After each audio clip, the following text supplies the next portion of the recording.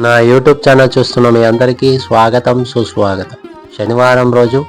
లక్ష్మీనరసింహస్వామి యొక్క అత్యంత శక్తివంతమైన శత్రునాశక సంకటమోచన నరసింహ మంత్రాన్ని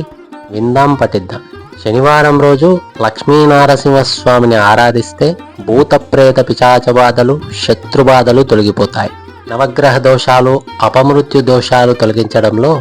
నారసింహస్వామి మంత్రానికి సాటి లేదు. ఈరోజు ఈ వీడియోలో నారసింహస్వామి యొక్క అత్యంత శక్తివంతమైన మహామంత్రాన్ని విందాం, పఠిద్దాం. శనివారం ఉదయాన్నే నిద్రలేచి స్నానాది కార్యక్రమాలు ముగించుకున్న తర్వాత లక్ష్మీనరసింహస్వామి యొక్క చిత్రపటం ముందు నేతితో దీపాన్ని వెలిగించి ఈ మంత్రాన్ని 1008కి తక్కువ కాకుండా 11 శనివారాలు పఠిస్తే మీకున్న శత్రుబాధలు, భూత ప్రేత పిశాచ బాధలు మరియు యంత్రతంత్ర మంత్ర బాధలన్నీ తొలగిపోతాయి. ఈ మంత్రాన్ని భక్తితో శ్రద్ధతో వినండి, పఠించండి. నరసింహస్వామి యొక్క దివ్య అనుగ్రహానికి పాత్రలండి. నా వీడియో నచ్చితే లైక్ చేయండి, షేర్ చేయండి. కామెంట్ రూపంలో నరసింహస్వామియే నమః అని రాసి నారసింహస్వామి యొక్క అపారమైన అనుగ్రహం మీపై ఎల్లప్పుడూ కలిగేలా నారసింహ అనుగ్రహానికి పాత్రలండి. మంత్రం: ధ్యాయేను సింహం తరుణార్కనేత్రం సితాభుజంతం జ్వలితాగ్రివక్తం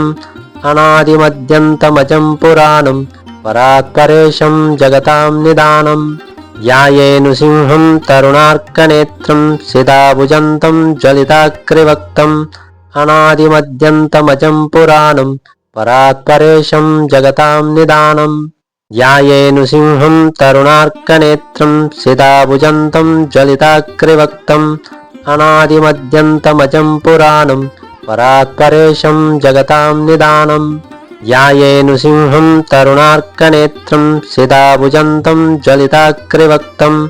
అనాదిమద్యంతమజం పురాణం పరాత్పరేశం జగతాం నిదానం.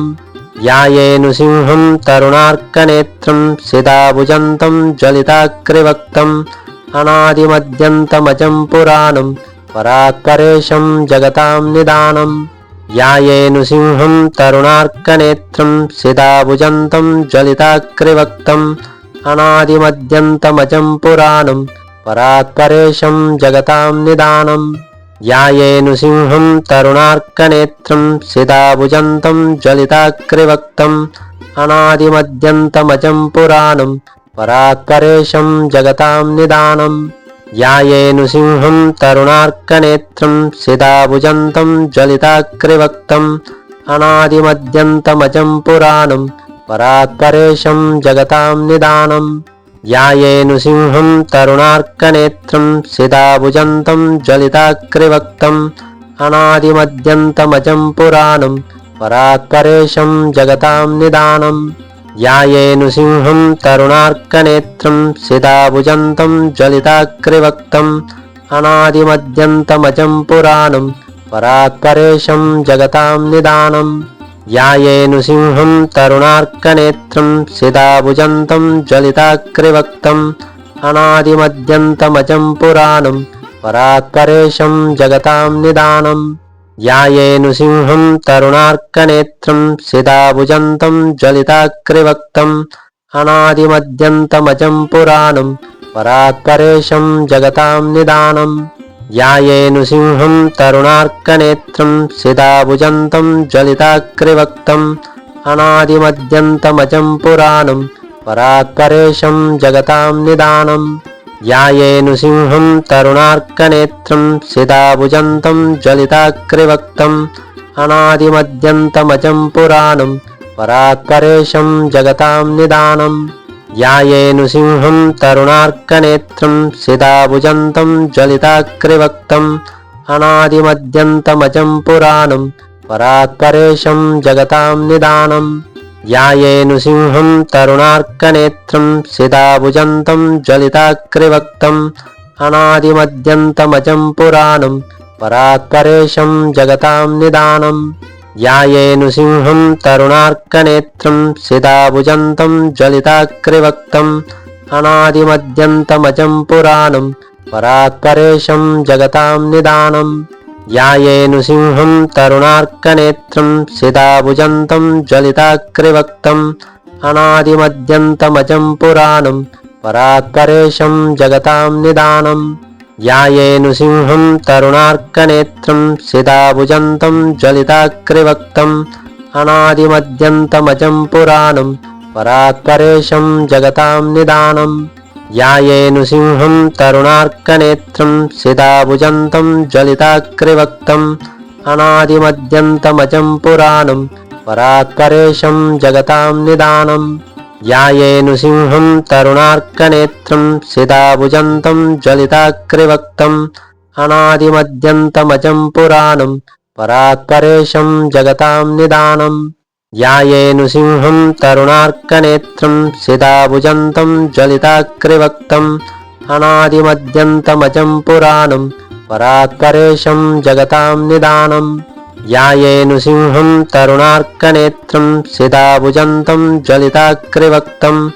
अनादिमध्यन्तमजं पुराणं परात्परेशं जगतां निदानम् ध्यायेनु सिंहं तरुणार्कनेत्रं सिताभुजन्तं ज्वलिताग्रिवक्त्रम् अनादिमध्यन्तमजं पुराणं परात्परेशं जगतां निदानम् ध्यायेनु सिंहं तरुणार्कनेत्रं सिताभुजन्तं ज्वलिताग्रिवक्त्रम् अनादिमध्यन्तमजं पुराणं परात्परेशं जगतां निदानम् ध्यायेनु सिंहं तरुणार्कनेत्रं सिताभुजन्तं ज्वलिताग्रिवक्त्रम् अनादिमध्यन्तमजं पुराणं परात्परेशं जगतां निदानम् ध्यायेनु सिंहं तरुणार्कनेत्रं सिताभुजन्तं ज्वलिताग्रिवक्त्रम् अनादिमध्यन्तमजं पुराणं परात्परेशं जगतां निदानम् ध्यायेनु सिंहं तरुणार्कनेत्रं सिताभुजन्तं ज्वलिताग्रिवक्त्रम् अनादिमध्यन्तमजं पुराणं परात्परेशं जगतां निदानम् ध्यायेनु सिंहं तरुणार्कनेत्रं सिताभुजन्तं ज्वलिताग्रिवक्त्रम् अनादिमध्यन्तमजं पुराणं परात्परेशं जगतां निदानम् ध्यायेनु सिंहं तरुणार्कनेत्रं सिताभुजन्तं ज्वलिताग्रिवक्त्रम् अनादिमध्यन्तमजं पुराणं परात्परेशं जगतां निदानम् ध्यायेनु सिंहं तरुणार्कनेत्रं सिताभुजन्तं ज्वलिताग्रिवक्त्रम् अनादिमध्यन्तमजं पुराणं परात्परेशं जगतां निदानम् ध्यायेनु सिंहं तरुणार्कनेत्रं सिताभुजन्तं ज्वलिताग्रिवक्त्रम् अनादिमध्यन्तमजं पुराणं परात्परेशं जगतां निदानम् ध्यायेनु सिंहं तरुणार्कनेत्रं सिताभुजन्तं ज्वलिताग्रिवक्त्रम् अनादिमध्यन्तमजं पुराणं परात्परेशं जगतां निदानम् ध्यायेनु सिंहं तरुणार्कनेत्रं सिताभुजन्तं ज्वलिताग्रिवक्त्रम् अनादिमध्यन्तमजं पुराणं परात्परेशं जगतां निदानम् ध्यायेनु सिंहं तरुणार्कनेत्रं सिताभुजन्तं ज्वलिताग्रिवक्त्रम् अनादिमध्यन्तमजं पुराणं परात्परेशं जगतां निदानम् ध्यायेनु सिंहं तरुणार्कनेत्रं सिताभुजन्तं ज्वलिताग्रिवक्त्रम् अनादिमध्यन्तमजं पुराणं परात्परेशं जगतां निदानम् ध्यायेनु सिंहं तरुणार्कनेत्रं सिताभुजन्तं ज्वलिताग्रिवक्त्रम् अनादिमध्यन्तमजं पुराणं परात्परेशं जगतां निदानम् ध्यायेनु सिंहं तरुणार्कनेत्रं सिताभुजन्तं ज्वलिताग्रिवक्त्रम् अनादिमध्यन्तमजं पुराणं परात्परेशं जगतां निदानम् ध्यायेनु सिंहं तरुणार्कनेत्रं सिताभुजन्तं ज्वलिताग्रिवक्त्रम् अनादिमध्यन्तमजं पुराणं परात्परेशं जगतां निदानम् ध्यायेनु सिंहं तरुणार्कनेत्रं सिताभुजन्तं ज्वलिताग्रिवक्त्रम् अनादिमध्यन्तमजं पुराणं परात्परेशं जगतां निदानम् ध्यायेनु सिंहं तरुणार्कनेत्रं सिताभुजन्तं ज्वलिताग्रिवक्त्रम् अनादिमध्यन्तमजं पुराणं परात्परेशं जगतां निदानम् ध्यायेनु सिंहं तरुणार्कनेत्रं सिताभुजन्तं ज्वलिताग्रिवक्त्रम्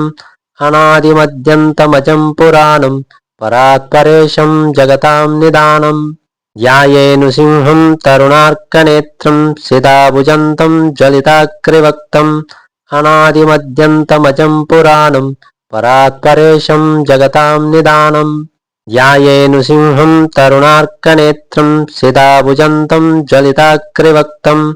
अनादिमद्यन्तमजं पुराणं परात्परेशं जगतां निदानम् ध्यायेनु सिंहं तरुणार्कनेत्रं सिताभुजन्तं ज्वलिताग्रिवक्त्रम् अनादिमद्यन्तमजं पुराणं परात्परेशं जगतां निदानम् ध्यायेनु सिंहं तरुणार्कनेत्रं सिताभुजन्तं ज्वलिताग्रिवक्त्रम् अनादिमद्यन्तमजं पुराणं परात्परेशं जगतां निदानम् ध्यायेनु सिंहं तरुणार्कनेत्रं सिताभुजन्तं ज्वलिताग्रिवक्त्रम् अनादिमद्यन्तमजं पुराणं परात्परेशं जगतां निदानम् ध्यायेनु सिंहं तरुणार्कनेत्रं सिताभुजन्तं ज्वलिताग्रिवक्त्रम् अनादिमद्यन्तमजं पुराणं परात्परेशं जगतां निदानम् ध्यायेनु सिंहं तरुणार्कनेत्रं सिताभुजन्तं ज्वलिताग्रिवक्त्रम् अनादिमद्यन्तमजं पुराणं परात्परेशं जगतां निदानम् ध्यायेनु सिंहं तरुणार्कनेत्रं सिताभुजन्तं ज्वलिताग्रिवक्त्रम् अनादिमद्यन्तमजं पुराणं परात्परेशं जगतां निदानम् ध्यायेनु सिंहं तरुणार्कनेत्रं सिताभुजन्तं ज्वलिताग्रिवक्त्रम् अनादिमद्यन्तमजं पुराणं परात्परेशं जगतां निदानम् ध्यायेनु सिंहं तरुणार्कनेत्रं सिताभुजन्तं ज्वलिताग्रिवक्त्रम् अनादिमद्यन्तमजं पुराणं परात्परेशं जगतां निदानम् ध्यायेनु सिंहं तरुणार्कनेत्रं सिताभुजन्तं ज्वलिताग्रिवक्त्रम् अनादिमद्यन्तमजं पुराणं परात्परेशं जगतां निदानम् ध्यायेनु सिंहं तरुणार्कनेत्रं सिताभुजन्तं ज्वलिताग्रिवक्त्रम् अनादिमद्यन्तमजं पुराणं परात्परेशं जगतां निदानम् ध्यायेनु सिंहं तरुणार्कनेत्रं सिताभुजन्तं ज्वलिताग्रिवक्त्रम् अनादिमद्यन्तमजं पुराणं परात्परेशं जगतां निदानम् ध्यायेनु सिंहं तरुणार्कनेत्रं सिताभुजन्तं ज्वलिताग्रिवक्त्रम् अनादिमद्यन्तमजं पुराणं परात्परेशं जगतां निदानम् ध्यायेनु सिंहं तरुणार्कनेत्रं सिताभुजन्तं ज्वलिताग्रिवक्त्रम् अनादिमद्यन्तमजं पुराणं परात्परेशं जगतां निदानम् ध्यायेनु सिंहं तरुणार्कनेत्रं सिताभुजन्तं ज्वलिताग्रिवक्त्रम् अनादिमद्यन्तमजं पुराणं परात्परेशं जगतां निदानम् ध्यायेनु सिंहं तरुणार्कनेत्रं सिताभुजन्तं ज्वलिताग्रिवक्त्रम् अनादिमद्यन्तमजं पुराणं परात्परेशं जगतां निदानम् ध्यायेनु सिंहं तरुणार्कनेत्रं सिताभुजन्तं ज्वलिताग्रिवक्त्रम् अनादिमद्यन्तमजं पुराणं परात्परेशं जगतां निदानम् ध्यायेनु सिंहं तरुणार्कनेत्रं सिताभुजन्तं ज्वलिताग्रिवक्त्रम् अनादिमद्यन्तमजं पुराणं परात्परेशं जगतां निदानम् ध्यायेनु सिंहं तरुणार्कनेत्रं सिताभुजन्तं ज्वलिताग्रिवक्त्रम् अनादिमद्यन्तमजं पुराणं परात्परेशं जगतां निदानम् ध्यायेनु सिंहं तरुणार्कनेत्रं सिताभुजन्तं ज्वलिताग्रिवक्त्रम् अनादिमद्यन्तमजं पुराणं परात्परेशं जगतां निदानम् ध्यायेनु सिंहं तरुणार्कनेत्रं सिताभुजन्तं ज्वलिताग्रिवक्त्रम् अनादिमद्यन्तमजं पुराणं परात्परेशं जगतां निदानम् ध्यायेनु सिंहं तरुणार्कनेत्रं सिताभुजन्तं ज्वलिताग्रिवक्त्रम् अनादिमद्यन्तमजं पुराणं परात्परेशं जगतां निदानम् ध्यायेनु सिंहं तरुणार्कनेत्रं सिताभुजन्तं ज्वलिताग्रिवक्त्रम्